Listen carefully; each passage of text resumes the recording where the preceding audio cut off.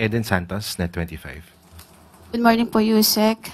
Balikan ko lang po yun dun sa di umano'y pulveron na video ni Pangulong Marcos. Sabi niyo po kanina ay naimbestigahan na yan, pero biglang iimbestigahan pa ng DOJ at NBI. At napatunayan na po na ito ay fake doon po sa isinagawang pagsusuri from yung Indian company. Wala po bang plano ang Malacanang, especially ang Pangulong Marcos, na magpa-hair follicle test na siyang hinihingi po para matuldukan na itong issue po ng di umano'y paggamit ng ipinagbabawal na gamot ng ating Pangulo? Sino po ba ang humihingi? Marami po sa ating mga kababayan ang sa social media na nagre-react dito po sa ipinapalabas na video na ito. Actually, parang na-die down na po ito before dahil nga sasabi nga na Malacanang it's a fake. Pero biglang nabuhay after po nung ginagawang investigasyon mismo ng Kongreso, ng Kamara. Kaya po muling lumabas itong video na ito. And sabi nga po nung vlogger na si Miss Pebbles Cunanan ay si Attorney Harry Roque, yung mastermind nitong video.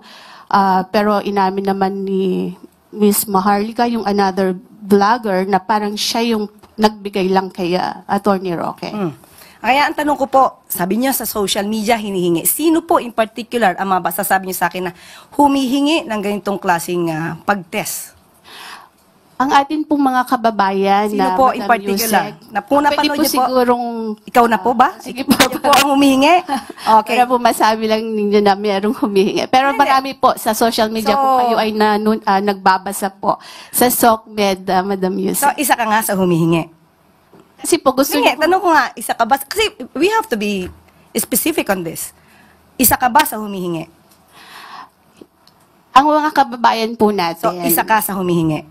Actually, I'm a journalist. Hindi nga, naman po ako humihingi. Pero parang gusto ninyo na meron lang kayong basihan. Basihan. Sino nga po? Kasi sabi niyo po kanina, ay napanood yun niya yata sa social media. Madam Yusek, syempre kami po ay mga Pilipino rin. As a journalist, gusto po namin na hindi fake news. Yun pong aming ibabalita sa taong bayan. Okay, so humihingi po si Attorney Vic Rodriguez, di ba matagal na rin naman niyang hinihiling niyang hair follicle test. Okay, tanong po natin.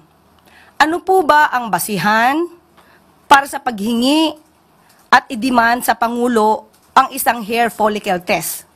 Ito po ba'y may pagbibintang na siya ay di umanong gumagamit ng illegal na droga?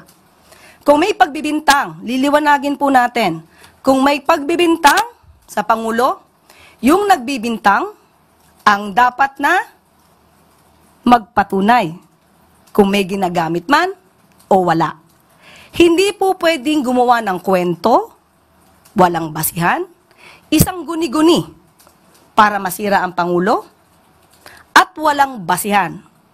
Kahit saan po na kaso, kung sino yung nagbibintang, siya ang magbigay ng pruweba. Hindi nyo pwedeng sabihin na ito, gumagamit ka, patunayan mong hindi. Hindi po yon ang tamang logic. Kayo po, na nagbibintang, kayong humihingi at nagdidiman sa Pangulo, kayo munang magpatunay na mayroon siyang ginagawang mali. Kapag wala po kayong napatunayan, wala po kayong karapatan humingi sa Pangulo ng anuman demand patungkol sa hair follicle test.